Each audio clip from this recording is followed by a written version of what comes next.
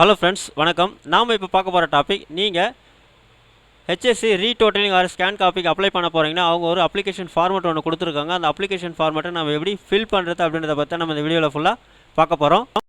நாம் வீடியோவை பார்க்குறதுக்கு முன்னாடி நீங்கள் இது வரைக்கும் நம்ம சேனலை சப்ஸ்கிரைப் பண்ணலைன்னா மறக்காமல் சப்ஸ்கிரைப் பண்ணிங்க. கூடவே பக்கத்தில் இருக்கக்கூடிய பெல் ஐக்கானை கிளிக் பண்ணி ஆல் அப்படின்ற ஆப்ஷனை செலக்ட் பண்ணிங்க. அப்போ தான் நம்ம சேனலில் போஸ்ட் பண்ணுற எல்லா வீடியோஸ்னுடைய நோட்டிஃபிகேஷன் உங்களுக்கு உடனே கிடைக்கும். வீடியோவை ஸ்கிப் பண்ணாமல் முழுசாக பாருங்கள். வாங்க நம்ம வீடியோவை பார்க்கலாம்.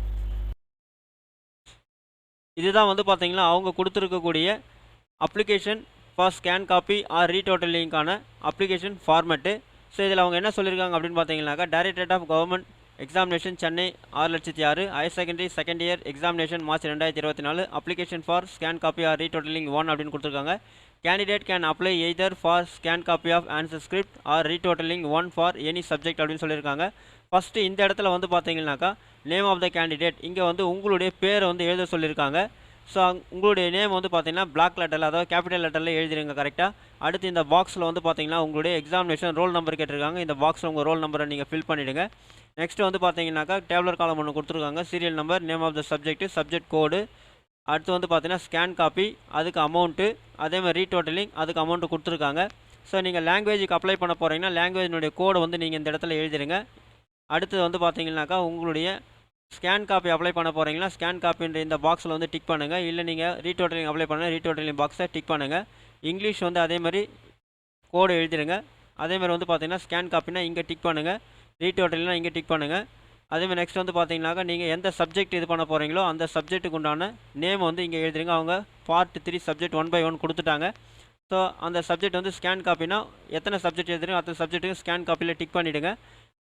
ஸோ அதே மாதிரி ரீடோட்டலிங்னா ரீடோட்டலிங்க்கு அத்தனை சப்ஜெக்ட்லேயும் நீங்கள் டிக் பண்ணிவிடுங்க. உங்களுடைய டோட்டல் அமௌண்ட் நீங்கள் இங்கே எழுதிடுங்க. கிராண்ட் டோட்டல் மொத்தமாக எவ்வளோ வருதுன்னு போட்டுடுங்க. ஸோ ஒவ்வொரு சப்ஜெக்ட்டுக்கும் பார்த்தீங்கன்னாக்கா, for scan copy of subject 275 சொல்லிட்டாங்க. ரீடோட்டலிங் பார்த்தீங்கன்னா 205 ஃபார் ஈச் சப்ஜெக்ட்டு. பயாலஜிக்கு 305 ரூபா அப்படின்னு சொல்லியிருக்காங்க. Total number of subject applied for scan copy, எத்தனை சப்ஜெக்ட்டுக்கு நீங்கள் ஸ்கேன் காப்பிக்கு அப்ளை பண்ணுறீங்க இந்த பாக்ஸில் நீங்கள் மென்ஷன் பண்ணிவிடுங்க. 1 2 3 4 5 சொல்லிட்டு. அதேமாதிரி ரீடோட்டலிங் எத்தனை சப்ஜெக்ட் நீங்கள் அப்ளை பண்ணுறீங்க அப்படின்றத இந்த பாக்ஸில் நீங்கள் மென்ஷன் பண்ணிவிடுங்க. Norms for retotaling the valued answer script கொடுத்துருக்காங்க. நாம்ஸ் கொடுத்துருக்காங்க. அதாவது in retotaling the marks already awarded will be retotaled question wise and page wise அப்படின்னு சொல்லிட்டாங்க. unvalued answers will be considered for awarding of marks அப்படின்னு சொல்லியிருக்காங்க. ஏதாவது விடுபட்டு இருந்ததுன்னா அதை வேல்யூ எடுத்துக்கான்னு சொல்லியிருக்காங்க.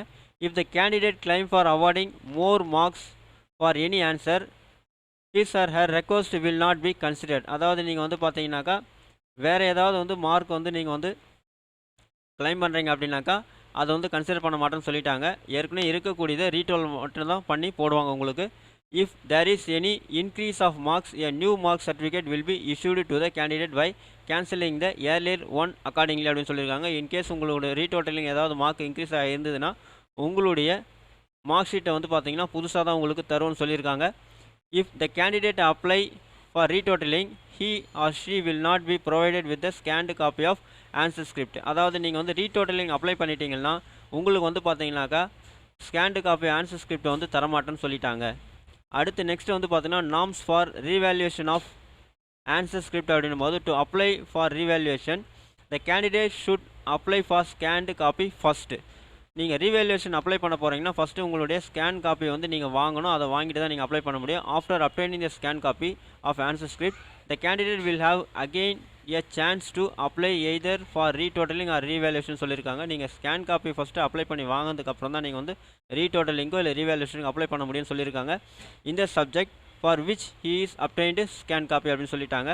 டிக்ளரேஷன் கொடுத்துட்டாங்க. I agree to the above terms and condition சொல்லிட்டாங்க. நீங்கள் டேட் பிளேஸ் இந்த இடத்துல போட்டுங்க. சிக்னேச்சர் ஆஃப் கேண்டிடேட் அப்படின்ற இடத்துல பார்த்தீங்கன்னா இங்கே நீங்கள் சைன் போட்டுருங்க. அது கேண்டிடேட் பேரண்ட் யாரோ வந்தால் நீங்கள் சைன் போட்டுக்கலாம். நோட் அப்படின்னு கொடுத்துட்டு, candidate should submit filed applications along with the payment in concerned regular candidates in school and private candidates in exam centre from 7/5/2024 to 11/5/2024 at 11 AM to 5 PM அப்படின்னு சொல்லியிருக்காங்க. So அவ்வளோதான். இவங்க பார்த்தீங்கன்னா இந்த அப்ளிகேஷன் ஃபார்மெட்டில் கொடுத்துருக்கக்கூடிய இன்ஃபர்மேஷன்ஸ். இந்த பிடிஎஃப்னுடைய லிங்க்கை நான் டிஸ்கிரிப்ஷன் பாக்ஸில் கொடுக்குறேன், நீங்கள் செக் பண்ணிங்க. இந்த வீடியோ உங்களுக்கு பிடிச்சிருந்தா லைக் பண்ணுங்கள், அதிகமாக உங்கள் ஃப்ரெண்ட்ஸ் அண்ட் ரிலேட்டிவ்ஸ்க்கு ஷேர் பண்ணுங்கள், கமெண்ட் பண்ணுங்கள். மீண்டும் ஒரு நல்ல வீடியோவில் சந்திப்போம். நன்றி.